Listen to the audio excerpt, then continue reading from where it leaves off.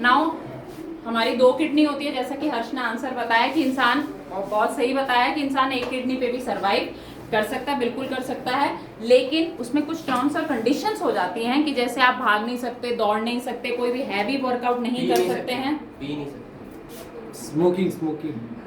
हाँ ऑब्वियसली बात है कि आप ड्रिंक नहीं कर सकते, स्मोक नहीं कर सकते, इस तरह से कुछ हैवी कुछ भी नहीं ले सकते हैं, ठीक है। तो ये सारे टर्म्स एंड कंडीशंस के साथ इंसान एक किडनी पे जिंदा रह सकता है। हमारी जो किडनी होती है उसमें कुछ ट्रायंगुलर पिरामिड्स होते हैं, जिनके अंदर हमारी किडनी की बेसिक यूनिट होती है, वो होती है आपके नेफ्रॉन, ठीक है। जो नेफ्रॉन होता है वही हमारे बेसिक फिल्ट्रेशन यूनिट है, जिसकी वजह से फिल्टर होता है। मैं डायग्राम बता देती हूँ आपको। नेफ्रॉन 2 टाइप्स के होते हैं, कौन कौन से थे?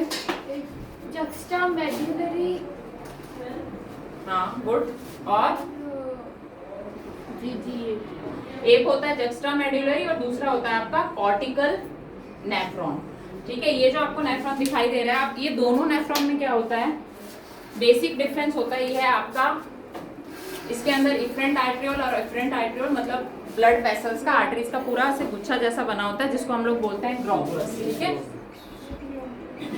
तो जो एंटर होती है वो अफरेंट और जो उसको हाँ एग्जिट होती है वो आपके इफरेंट।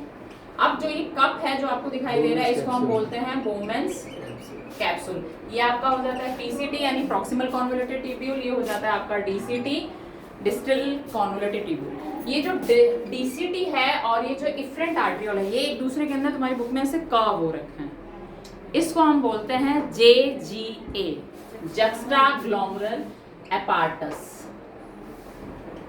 जेजी बहुत इंपॉर्टेंट होता है क्योंकि आगे मैकेनिज्म आएगा, रास मैकेनिज्म, जेजी सेल्स वाला, ठीक है। ये होता है तुम्हारा हेनलीज लूप। ये एक साइंटिस्ट थे, हेनली नाम था उनका, क्योंकि पहले यही डिस्कवर हुआ था, इसके बारे में बाद में पता लगाया हेनली ने, तो इसको नाम दे दिया हेनलीज लूप। इसके 2 लिम्स पार्ट्स होते हैं, असेंडिंग और डिसेंडिंग। जो आपका असेंडिंग पार्ट होता है ये वाटर के इम्परमिएबल होता है, गुड, और डिसेंडिंग पार्ट होता है ये परमिएबल टू वाटर होता है। अब उल्टा हो जाएगा, अगर ये वाटर के परमिएबल है तो किसके इम्परमिएबल हो जाएगा, और ये अगर वाटर के इम्परमिएबल है तो किसके परमिएबल हो जाएगा, ठीक है। ये जो हेनलीज लूप है ना, तो जो कॉर्टिकल नेफ्रॉन होता है, देखो किडनी में 2 पार्ट्स होते हैं, कोई भी ऑर्गन होता है उसमें, अगर तुम्हें याद है कॉर्टेक्स और मेड्यूला, है ना, हार्ट वगैरह, एग्जैक्टली। आउटर पार्ट जो होता है आउटलाइन, उसको हम कॉर्टेक्स कहते हैं, और अंदर वाला जो पार्ट होता है वो मेडुला कहते हैं। आपको अगर याद होगा एड्रिनल कॉर्टेक्स, एड्रिनल मेडुला, है ना। अब इसमें क्या होता है कि कॉर्टिकल, कॉर्टेक्स से नाम आया है कॉर्टिकल, ठीक है। तो ऐसा नेफ्रॉन जो ज्यादातर करके कॉर्टिकल में ही रहता है, बहुत थोड़ा सा उसका हेनलीज लूप मेडुले में जाता है, उसको हम कहते हैं कॉर्टिकल नेफ्रॉन, ठीक है। बहुत थोड़ा सा, मतलब छोटा सा रहेगा ये, जैसे कितने बच्चे ऐसे बना देते हैं ना, ऐसे करके, ये छोटा सा हेनलीज लूप हो गया। तो क्योंकि वो छोटा सा होगा, शॉर्ट होता है, तो इसलिए वो अंदर तक जाता ही नहीं है। दूसरे केस में जैसे ये मैंने बनाया है आपके, ऐसा नेफ्रॉन जो आपके लंबा होता है, मतलब इसमें सिर्फ हेनलीज लूप के साइज को देखा जाएगा कि उसकी लेंथ कितनी ज्यादा है। गुड, हाँ हेनलीज लूप का साइज देखा जाता है कि कॉर्टिकल में 2 शॉर्ट और आपके इसमें आपके लेंथी हो जाता है, ठीक है। अब बात ये है, हाँ यू कैन लाफ, हंसना सेहत के लिए बहुत अच्छा होता है, क्लास में हंसी का माहौल बना रहना चाहिए, एग्जैक्टली, है ना। अब जक्स्ट्रा किसमें होता है, कॉर्टिकल किसमें होता है? कॉर्टिकल यूजुअली वर्टिब्रेट्स में होता है, और जो जक्स्ट्रा है वो मैमल्स के अंदर और बर्ड्स के अंदर होता है, ठीक है, मैमल्स और बर्ड्स में। ये मैंने आपको लिखवा रखा है अलग से। अब मैं वापस रिपीट कर देती हूँ, जो नेफ्रॉन होता है उसको बेसिक फिल्ट्रेशन यूनिट कहते हैं। अब हमारी किडनी करती क्या क्या है, तुम 10th में पढ़ के आए हो, मैं शॉर्ट में एक्सप्लेन कर रही हूँ। हाँ हाँ बोल सकते हो तेज आप, बिल्कुल good. Filtration, absorption, reabsorption, selective secretion, ये उसके फंक्शन होते हैं। एक्सक्रीशन नहीं होता? ऑब्वियसली एक्सक्रीशन तो सबसे पहले, जब तुम यहाँ पर नहीं थे सबसे पहले मैंने वही बताया। अच्छा मैम, जस्ट ये क्या था वापस बताना? बताती हूँ, सुनो। ये स्ट्रक्चर दिख रहा है और इफरेंट आर्टरियोल दिख रहा है, ये दोनों एक दूसरे में कर्व होते हैं, मतलब ऐसे मिक्स होते हैं, ठीक है। मतलब ये जो आर्टरी है ना, ये इस तरह से ऐसे आ रही होती है, तो वो मिलके बनाते हैं JGA, जक्स्ट्रा ग्लोमेरुलर एपार्टस, ठीक है। अब आ गया समझ? आपकी बुक में जो बना हुआ है ना, वो पूरा कर्व डायग्राम है, जो फर्स्ट वाला डायग्राम है। हम इसको ओपन, हमारी मैम ने केवी में जो हमारी मैम थी उन्होंने हमें ऐसे ही बनवाया था, 10th में भी ऐसे बनवाया था और 12th में भी ऐसे बनवाया था। पहले फिजियोलॉजी 12th में थी ना। यहाँ तक कोई डाउट है? ठीक है, अब आ जाते हैं हम लोग अल्ट्रा फिल्ट्रेशन क्या होता है। फिल्ट्रेशन कर रही है किडनी जैसा आप लोगों ने बताया है ना, तो ये जो हम पढ़ रहे हैं ना, सुनो मेरी बात, एक्सक्रीशन जो आप कह रहे हो ना, तो एक्सक्रीशन के अंदर ही filtration, reabsorption, absorption, selective secretion आता है। ठीक है, ये होने के बाद जो बचा हुआ पार्ट होता है, देखो हमारी बॉडी में जो किडनी है ना, एक दिन में 180 लीटर पर डे इतना फिल्ट्रेट इकट्ठा करती है, 180 लीटर पर डे और 125 मिलीलीटर पर मिनट। ठीक है, इसमें से 80 to 90% जो फ्लूइड होता है वो वापस हमारी बॉडी में ही चला जाता है। ठीक है, यानी कि कितना बचा, हार्डली 10 से 15% ही हमारी बॉडी में से फ्लूइड रिलीज होता है। किसके फॉर्म में? यूरिया, यानी कि जिसको हम कहते हैं यूजुअली यूरिनेशन। ठीक है, यूरिनेशन कहते हैं। ठीक है, समझ आ गया? और अगर बहुत बायोलॉजिकली भाषा में बोलूं तो आप लोग बोल सकते हैं मिक्चुरेशन, है ना। हमारा सीएनएस मैसेज करता है कि अब तुम्हारा जो ब्लैडर है वो फुल हो गया है, तो अब आपको टॉयलेट के लिए जाना चाहिए, तो उस प्रोसेस को हम बोलते हैं मिक्चुरेशन। तो ma'am may I go to micturition भी यू कैन से। ठीक है, ब्रेन हमें मैसेज करता है। अब हाँ, इसमें कोई डाउट है तो मुझे बता दो। 180 लीटर पर डे बताया मैंने। ठीक है, अब ये जो होता है ना अल्ट्रा फिल्ट्रेशन, वो हमारे ग्लोमेरुलस इस पार्ट में होता है, जो ये मैं बता रही हूँ ना पूरा। इसमें 3 लेयर्स होती हैं। उन 3 लेयर्स के अंदर फर्स्ट लेयर में एक होता है पोडोसाइट्स। पुराने जमाने के फिल्टर याद है कभी किसी को? वो कैंडल्स गुड, जैसे। हाँ, चौक वाले फिल्टर हुआ करते थे। एक मिनट में आप बना के बताती हूँ, ज़्यादा बेटर है। बिल्कुल सही कहा आपने, हमारे घर में वही था काफ़ी सालों तक। एक्वागार्ड का आपको पता होगा कॉन्सिक्वेंसेस, बताओ। एक्चुअली एक्वागार्ड ऐसा माना जाता है कि पानी में जो एक बेसिक फिल्टर तो करता है, तो वो इतना ज़्यादा शुद्ध हो जाता है कि कितनी बार हमारी इम्यूनिटी जो है ना उतनी कारगर। जैसे मैं बताती हूँ, आप रेगुलर बिस्लरी पानी पीते हैं और उसके बाद तुमने जाके गोलगप्पा खा लिया या यहाँ वहाँ से कहीं से पानी पी लिया, तो क्या होगा? कुछ नहीं, क्या होगा? वापस बनना है। तुम बिस्लरी वाटर पी रहे हो या रेगुलर एक्वागार्ड का पानी पी रहे हो, उसकी वजह से हमारी इम्यूनिटी काफ़ी बार वीक हो जाती है। रीज़न यही है। फॉर एग्जांपल बताती हूँ, कोरोना में क्या हुआ था, मजदूर जो थे, किसान जो थे, है ना, फॉर्चुनेटली वो नहीं, उनको कुछ भी नहीं हुआ था। उसका रीज़न बता सकते हो? क्योंकि वो एसी में नहीं रहते थे। गुड, क्योंकि वो उस फैसिलिटी में थे ही नहीं। उनकी बॉडी की इम्यूनिटी इतनी ज़्यादा डेवलप थी और इतनी ज़्यादा फाइट करने की हैबिचुअल थी कि वो किसी भी वातावरण में इजीली फाइट कर सकते थे। तो एक छोटा सा वायरस कोई मायने ही नहीं रखता था उनकी बॉडी के लिए। वही सेम कि अगर रोज़ हम बहुत ज़्यादा एक्वागार्ड वाला पानी पी रहे हैं तो हमारी इम्यूनिटी जो नॉर्मल कीटाणु होंगे एनवायरनमेंट में, नॉर्मल माइक्रोब्स, उससे फाइट करने के लिए हमारी बॉडी एबल ही नहीं रहेगी, लायक ही नहीं बचेगी। इसीलिए मैं कह रही थी कि जैसे तुमने एक्वागार्ड का पानी पिया, बिस्लेरी का पानी पी रही हो रेगुलर, उसके बाद जाके गोलगप्पे खा लिए या कहीं यहाँ वहाँ से पानी पी लिया, तो then what will happen, all of sudden exactly बीमार हो जाएंगे। उसका रीज़न यही है क्योंकि हमने बहुत ज़्यादा प्योर चीज़ ले ली। जैसे तुम एसी का कह रही थी कि भाई पूरे टाइम हम एसी में बैठे हैं, अब अचानक से बाहर जाएंगे तो ऑब्वियसली बात है कीटाणुओं का हमला तो होना ही है, क्योंकि हमें आदत कैसी रहेगी फैसिलिटी में रहने की। ठीक है, समझ आ गया बेटा? इसका मतलब हम फैसिलिटीज हमारी बॉडी को वीक कर देती है ऐसे नॉर्मली। एग्जैक्टली, हाँ। तो ये तो बेसिक सी बात है कि आप जितना ज़्यादा फैसिलिटी में रहोगे, इन्वेंशन नहीं sorry necessity is the mother of invention. Report भी याद नहीं है यार, कोई बात नहीं, चलो ठीक है। वो याद है, something is better than nothing. ठीक है, वो डिपेंड करता है सिचुएशन टू सिचुएशन। आप जो फिल्टर की बात कर रहे थे, जैसे ऊपर ये चॉक लाइक जो तुमने बोला, ठीक है, वो इस तरह से होता था, तो उसी तरह सेम आपके पोडोसाइट फिल्ट्रेशन स्लिट्स बनी होती है हमारी फर्स्ट लेयर पे, उसके थ्रू जो फिल्टर है वो बनता है। मतलब हमारी बॉडी में जितनी अशुद्धियाँ होती हैं, इम्प्योरिटीज, जो इम्प्योर लिक्विड होता है, अलॉन्ग विद द ब्लड, जितना ब्लड पंप वेंट्रिकल करता है उसका 1/5 जो पार्ट है वो प्योर करता है ग्लोमुलस। ठीक है, 1/5 ध्यान रखना। तो तभी जाके पूरा 180 लीटर बनता है। वो सिर्फ फ्लूइड नहीं होता, उसमें ब्लड भी इंक्लूड होता है, सारे जितने भी हमारे बॉडी के टिश्यू के फ्लूइड है सब इंक्लूड होते हैं। तो वो पोडोसाइट्स के थ्रू फिल्टर करते हैं और फिर फिल्ट्रेट बनता है 180 लीटर पर डे, जिसमें से 1.5 लीटर यूरिन बनता है एक दिन में।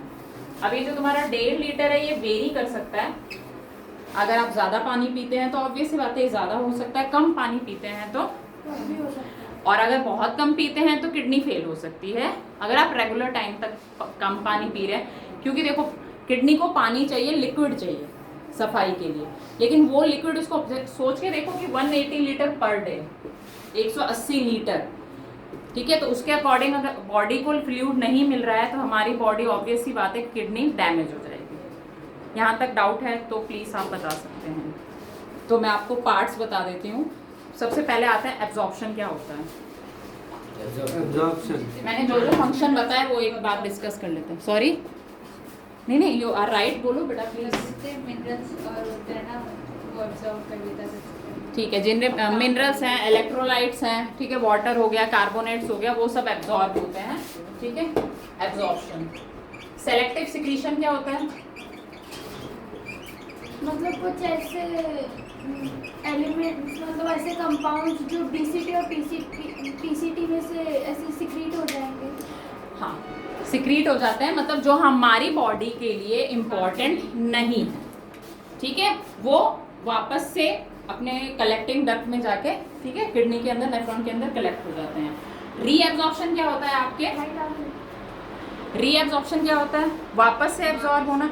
मतलब मान लो कि कोई मिनरल वगैरह किडनी में आ गया, ठीक है, लेकिन हमारी बॉडी में उसकी कमी हो गई, तुमने सुबह से पानी नहीं पिया, व्रत हो गया, खाना नहीं खाया ढंग से, उस केस में वो वापस बॉडी ब्लड स्ट्रीम में चला जाता है, तो उसको हम लोग रीएब्जॉर्प्शन बोल देते हैं। समझ आ गया? तो किडनी के बेसिक फंक्शन है एब्जॉर्प्शन, रीएब्जॉर्प्शन, सिलेक्टिव सिक्रीशन, ठीक है। मतलब इम्प्योरिटीज को बाहर निकालना किसके द्वारा? लिक्विड के द्वारा, ठीक है। और उसमें भी हेनलीज लूप का एक पार्ट होता है आपका, वैसा रहता है, याद है ना, जो उसके पैरेलल रन करता है। हाँ, तो उसमें एक काउंटर करंट मैकेनिज्म था, क्या होता है बताओ? मतलब कि अगर इस डायरेक्शन में जाएगा तो वासा रेक्टा में उसका उल्टा होता है। हाँ, अगर जैसे हेनलीज लूप मान लो कि इसमें अगर पानी इस तरफ जा रहा है तो उसी सेम टाइम पे वैसा रेक्टा में पानी दूसरी तरफ जाएगा। जैसे आप काउंटर करते हैं, किसी ने आपको इस गाल पे थप्पड़ मारा तो आपने उसके अपोजिट वाले गाल पे काउंटर अटैक कर दिया, ठीक है। तो यहाँ पे भी काउंटर चल रहा होता है, अपोजिट डायरेक्शन में चल रहा होता है, इसलिए हम इसको काउंटर मैकेनिज्म कहते हैं। हम नॉर्मली भी कह सकते थे किडनी मैकेनिज्म, वैसा रेक्टा मैकेनिज्म, बट हम ऐसा नहीं बोल के काउंटर मैकेनिज्म बोल देते हैं, ठीक है। अब हमारी किडनी के जो कंट्रोल होता है वो किसके थ्रू होता है? एक होता है जीएफआर, जो मैंने आपको 180 लीटर पर डे बताया, ठीक है, ग्लोमुलर फिल्ट्रेशन रेट, ठीक है। अब इसमें एक होता है रेनिन, एक होता है एल्डोस्टेरोन, बेसिक होता है आपके हाइपोथैलेमस। रास याद है ना, RAS mechanism, renin, angiotensinogen, aldosterone system, ठीक है, रास मैकेनिज्म, जो इस चैप्टर में सबसे इम्पोर्टेंट है। रेनिन हो गया, एल्डोस्टेरोन हो गया, फिर हो गया एंजियोटेंसिनोजेन, ठीक है। इसमें दो फैक्टर्स होते हैं, ठीक है, और ये कन्वर्ट हो जाता है आपके एंजियो, और लास्ट क्या होता है? एक और होता है एडीएच होता है, एक एएनएच होता है। याद है ये सारे की भूल गए? रेनिन एक डाइजेशन में भी था, मैंने बताया था तुम लोगों को, नीट में आ सकता है इसलिए बता रही हूँ। Very good. जो छोटे बच्चों में सिक्रीट होता है मिल्क को सिक्रीट कर डाइजेस्ट करने के लिए, तो वो अलग रेनिन है। मैं इसलिए बता रही हूँ क्योंकि नीट में मान लो ऐसे आ गया कि छोटे बच्चों में कौन सा एंजाइम वो होता है और रेनिन लिखा होगा तो आप लोग को ये याद आ जाएगा, जबकि दोनों जगह रेनिन है। जैसे इलियम दोनों जगह है, लोकोमोशन में भी है और डाइजेशन में भी है, ऐसे कुछ वर्ड्स कॉमन होते हैं। ये रेनिन क्या करता है आपके जेजी सेल से, जब जीएफआर कम हो जाता है, मान लो तुमने कम पानी पिया, ठीक है, किडनी सफाई नहीं कर पा रही है, तो क्या होगा? जो फिल्ट्रेशन रेट है वो डाउन चला जाएगा। जब फिल्ट्रेशन रेट डाउन चला जाएगा ना, उस टाइम पे हाइपोथैलेमस से मैसेज जाएगा, ठीक है, नर्व्स, एग्जैक्टली, है ना। फिर मैसेज आएगा, फिर जेजी सेल्स एक्टिव हो जाएंगी और वो सिक्रीट करेंगी रेनिन। रेनिन रिलीज होगा एंजाइम, और फिर वो वापस क्या कर देगा? जीएफआर को कंट्रोल कर देगा, हाई कर देगा, ठीक है। ये जेजी से मतलब तभी रिलीज होगी जब वाटर की डेफिशिएंसी हो जाए। हाँ, बिल्कुल, क्योंकि एंटी एडीएच का फुल फॉर्म क्या होता है, जिसको हम वैसोप्रेसिन भी एंटी कहते हैं। Diuretic hormone. बिल्कुल, एंटी डायरेटिक। डायरेसिस का मतलब होता है बॉडी के अंदर डिहाइड्रेशन हो जाना या पानी की कमी हो जाना। तो एंटी यानी कि उस पानी की कमी को दूर करने के लिए आ जाता है एडीएच। डायरेसिस की कंडीशन को दूर कर देगा, जीएफआर को नॉर्मल करेगा। देखो यहाँ तक जो है ना, ये सारे लो जीएफआर को मैं ब्रीफ में बता देती हूँ।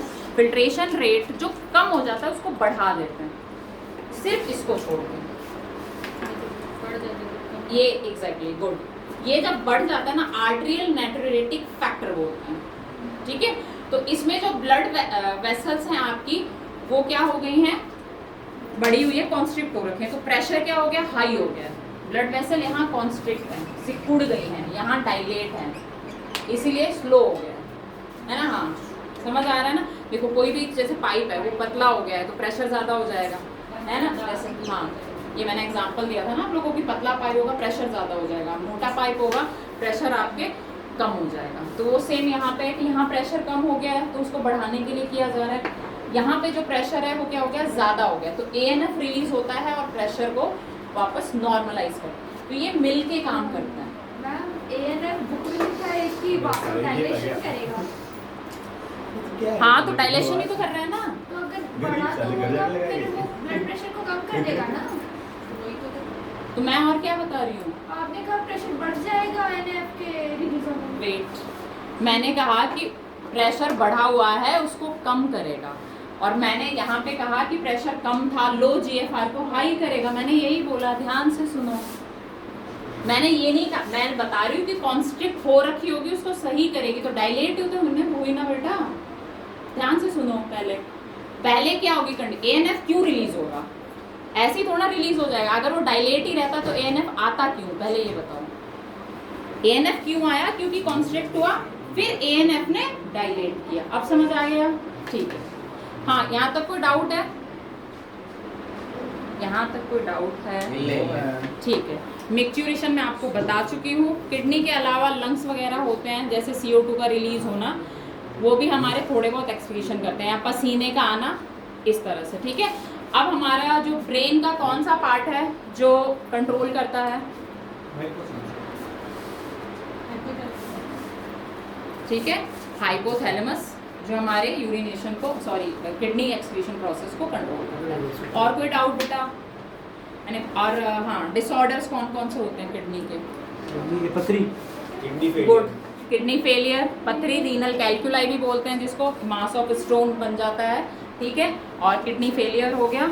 इसके अलावा इन्फ्लेमेशन आ जाती है, ग्लोमेरुलर स्पार्टन, ग्लोमेरुलोनेफ्राइटिस, ठीक है, तो वो इन्फ्लेमेशन आ जाती है पानी की कमी की वजह से, ठीक है। तो ये आपके नॉर्मल डिसऑर्डर है। डायलिसिस क्या होता है, वो जब वो आर्टिफिशियल किडनी Exactly. फिल्टर करते हैं। गुड, एक मशीन होती है, हाँ, आर्टिफिशियल किडनी जो होती है, जब किडनी फेल हो जाती है ना, तो आर्टिफिशियल किडनी का यूज करके पेशेंट को सर्वाइव करवाया जाता है, ठीक है। Any doubt, okay.